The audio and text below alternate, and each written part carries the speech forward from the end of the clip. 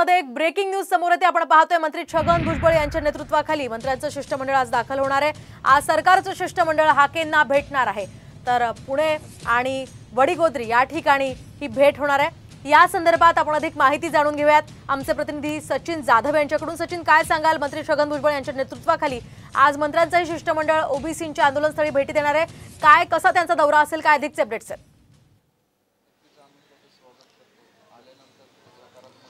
नक्कीच आपण पाहतोय की पुण्यातील आणि जी काय जालना येथील वडीगोद्री या ठिकाणी ओबीसी संदर्भात जी उपोषणं सुरू आहेत त्या ठिकाणी आज राज्य मंत्रिमंडळातील जवळपास 4 मंत्री जे आहेत ते या ठिकाणी भेटी देणार आहेत। पुण्यातील जिल्हाधिकारी कार्यालयाच्या बाहेर ॲडव्होकेट मंगेश ससाने जे आहेत ते गेले 9 दिवस जे आहेत ते उपोषण करतायत। या ठिकाणी आज सकाळी 11च्या सुमारास गिरीश महाजन आणि धनंजय मुंडे भेट देतील, तर सायंकाळी 4च्या सुमारास छगन भुजबळ आणि उदय सामंत हे भेटी देतील अशी माहिती जी आहे ती आता सध्या समोर येते।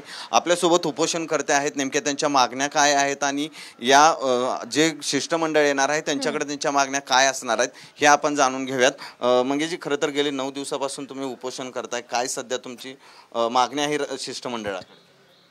आमची शिष्टमंडळाकडे एकच प्राथमिक मागणी आहे। हा जो सगळे सोयरेचा जी अधिसूचना आहे त्याचा अध्यादेशात रूपांतरित करायचं चाललं आहे।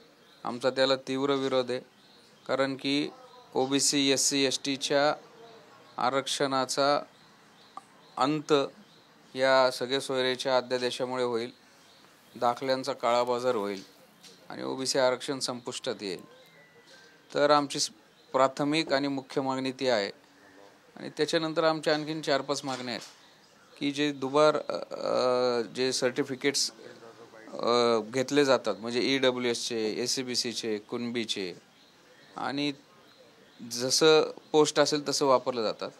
तर आमचं मागणं असं आहे की प्रत्येक जातीचा दाखला हा आधार कार्डने लिंक करावा, त्याच्यामुळे डुप्लिकेशन होणार नाही आहे।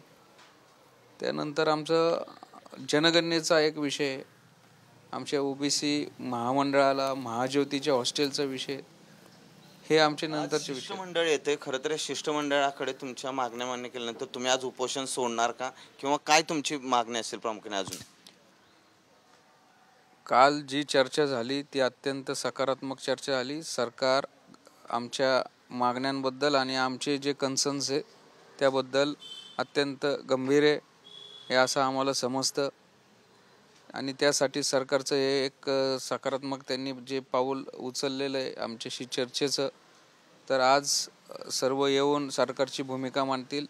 आणि महत्त्वाचं म्हणजे त्याच्यामध्ये आमचे ओबीसी नेते भुजबळ साहेब आहेत, प्रकाशअण्णा शेंडगे आहेत, TP मुंडे सर आहेत, त्याच्यानंतर पंकजाताई, धनंजय मुंडे, हे सगळे आमचे ओबीसी नेते आहेत आणि त्यांना नक्कीच आमच्या या प्रश्नांबद्दल गांभीर्य आहे, तळमळ आहे।